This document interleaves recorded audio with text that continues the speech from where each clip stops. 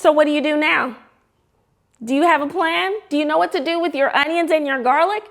Do you know what to do with all that squash and this kohlrabi? My goodness, this is a lot that I harvested in one day. And now I've got to show you what to do with your food once you've harvested it.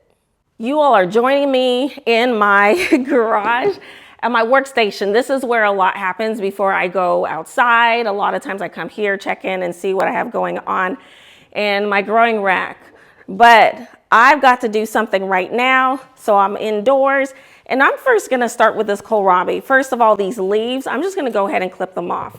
A couple of reasons. My family does not like the leaves, so they don't really like eating them. And I can blend them in a smoothie and they wouldn't even know that it's kohlrabi. They would just know, oh, there's something green in here. So I can use this to make smoothies. If your family doesn't like it, I don't know, there's probably bugs in here because I did a few rinses, but these have been sitting here for the day. So I'll probably need to go through and rinse through this again.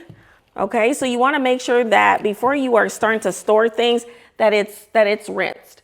I have a couple of, let's see, of these large strainers that I will use for the time being. I do a lot of like switching, moving things around. We're going to put that here. It definitely needs to be rinsed out again. But also if we decide not to use it, because honestly, these have a lot of pest damage. I didn't do a lot of pest prevention this year. I was quite busy. So I've had a lot of, I don't want to call them failures, but I had some struggles this year. But I worked through it because there's also a lot of successes like this.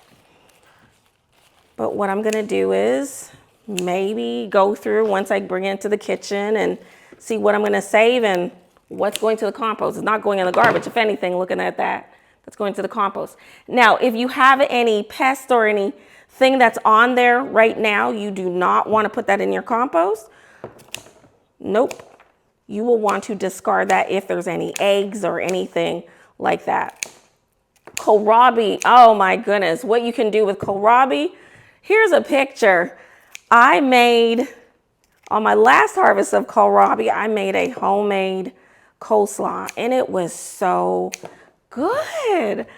You know, I've never made coleslaw before for myself. This time I was like, what am I gonna do with this kohlrabi? And that's what I decided to do, and it tastes so good. It was my first time making it and I loved it. It was delicious.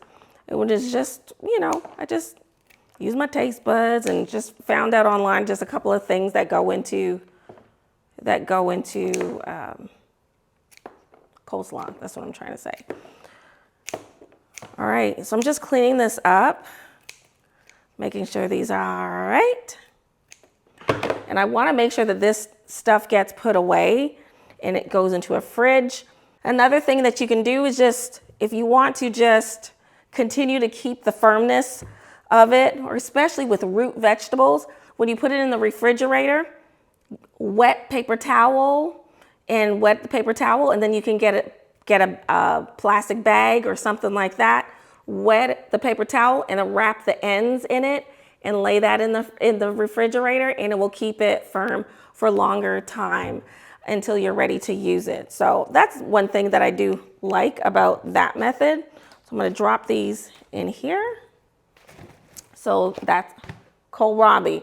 Next thing are these squash. These are the patty pans. These patty pans, I can go ahead and just put them in the refrigerator. They're rinsed off. You know, and if you have a lot of extra things, you can always share it with someone as well. Now, one thing you'll notice with these patty pans is that this one's yellow and these are orange. Do you know why these are these colors? Anyone know? Anyone know? It's because this one, I harvested it at the right time, and this one, because I was so busy, left it on the vine and it really turned orange. So it's probably very fibrous inside. So I'm still gonna cut it up, open it, and see if the inside has still some soft texture to it. I may just cook it another way. Trust me, I'll figure it out. I'm sure it's still useful. So same thing with your squashes. Anytime you leave them on the vine, they just get a lot more firmer and tougher. I love these. These are so huge. This strainer, it just works out perfect. I was at a grocery store one day and saw these and I was like, what is that? That is huge. And they even had a bigger one too. All right, so this can actually even just be on my counter. I can keep this on my counter quite a bit before even putting it in the refrigerator. So this is basil. So I actually can just continue drying this basil. I don't need to discard it. It's basil. Purple basil, it smells so good. And then I've got some marigolds. Now, these ones were a lot more open. They're going to seed, so I'm not going to use them. But you know, with marigolds, I could have used these petals to decorate garnish as I was making a plate of somewhat. But let me show you something about the marigold and put the garlic down. Is that you can save your seeds. All of these, you see, I saved the seeds, these marigolds. And so I'm gonna go ahead and drop that in there. All of these, there's seeds inside. Let me show you. That's why, look, seeds. All of those are seeds.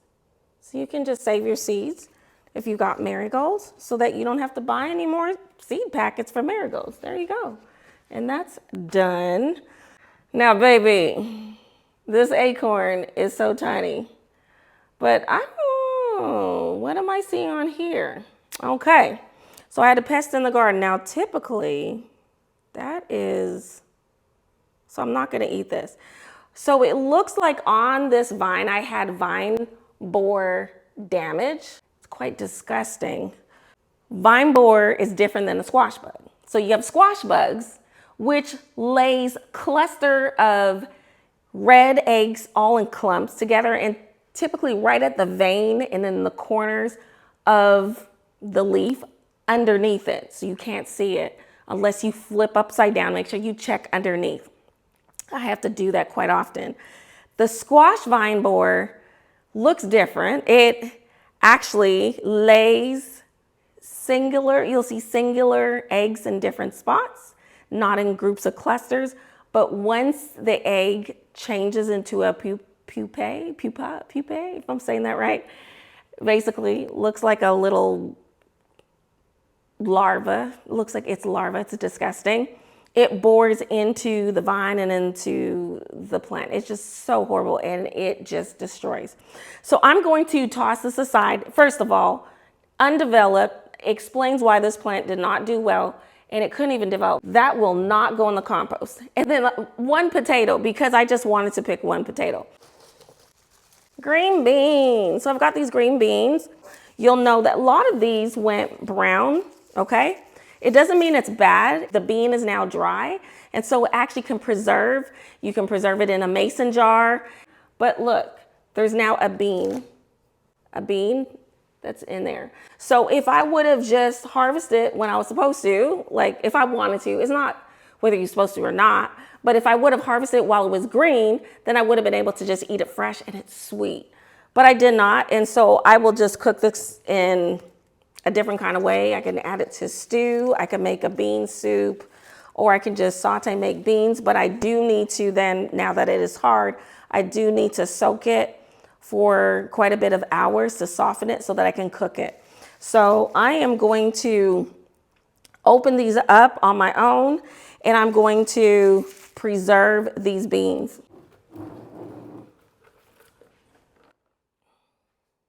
This has been a game changer, y'all. This thing is so wonderful.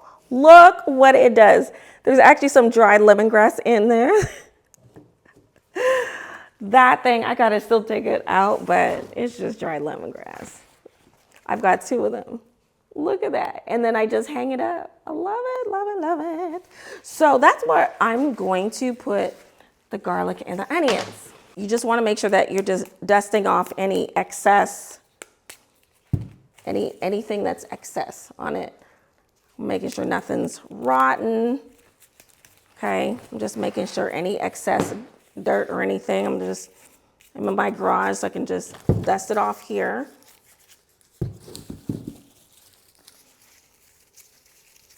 You don't want to wash them. Same thing for the garlic. Do not wash them because you want to make sure that they don't rot. You want them to dry. Just dusting it off, the soil.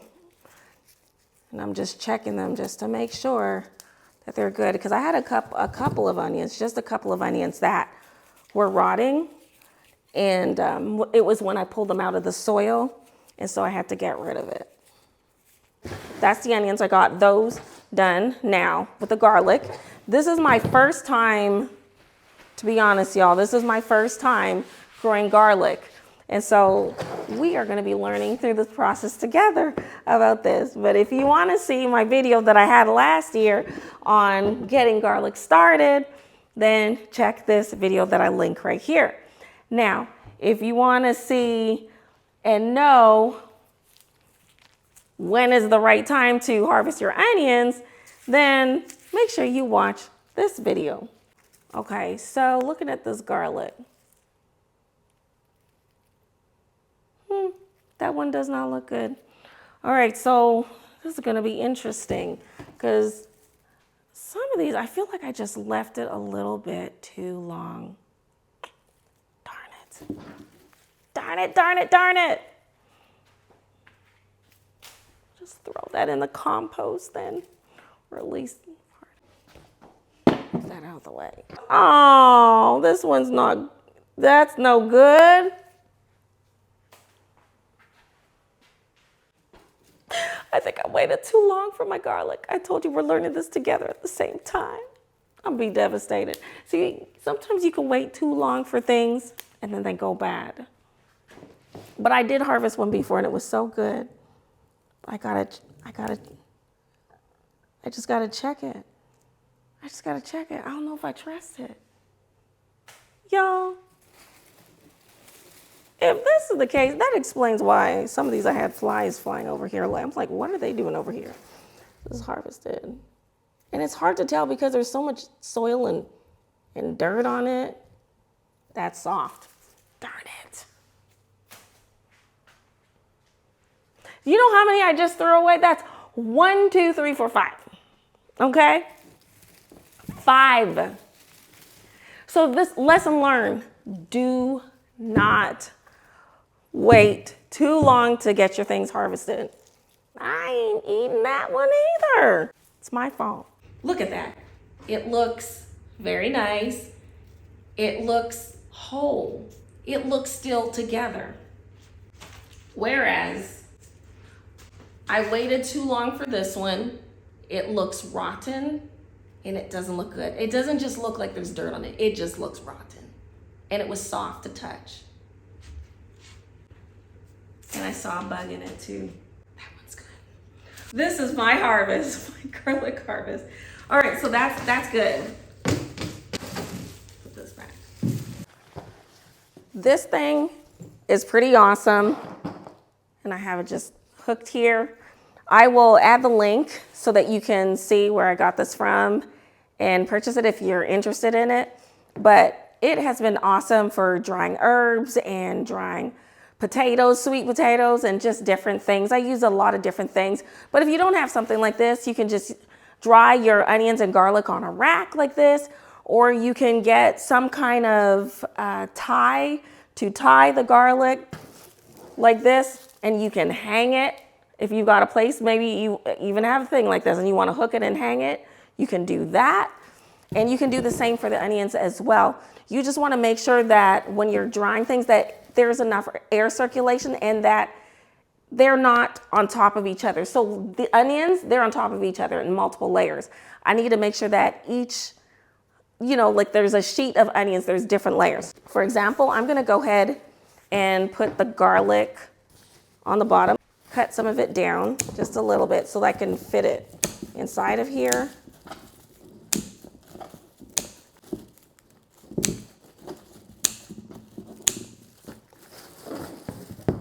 And I'll compost the rest of that. And I'm going to do the same with the others. except for the bulbs. I'm not gonna compost that, but I'm gonna compost the bottom of it. See, I'm gonna place it in here. One layer. Now I actually have something that I hook and hang this, and I'll show it to you after. But if you can kind of see that it's gonna be in there, and I'm gonna lay it flat, okay? But there's mesh, so no insects or bugs or anything's gonna get through. They can fly around all they want, but they're not getting inside. That's why I love this thing, because it keeps them out. I'm just gonna cut it just slightly, just so that it can fit better in there. But like I mentioned, you don't have to use something like this. You could lay it on this table. As long as it's in one layer, it's fine. So how do you like to use your onions as far as cooking and garlic? Do you do any kind of infusions of oils like I tried for my first time and I just loved it? Do you ever grill your onions? Oh, I realized that's one reason why I grew the shallots, is because I knew that I wanted to grill them and just eat them just like that. They were so good when I bought them from the store, and I just said, I need to grow them. Yep, that fits much better. I'm just gonna toss them in there, and then I'm going to layer them out. Put these few in here. Get another level in there.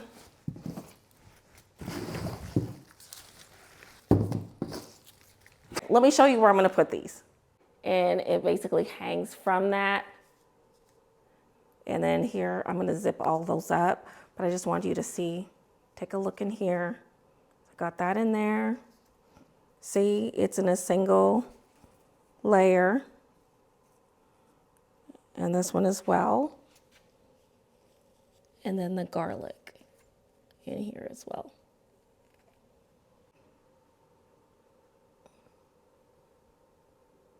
This is the other idea I wanted to show you, that I use this in my garden to tie up my tomato plants or any of my vining plants, squash plants, or anything to tie up. It makes it very convenient, but you can just do the same thing, tie it up, hook it onto something, and then look, it will dry right there as well.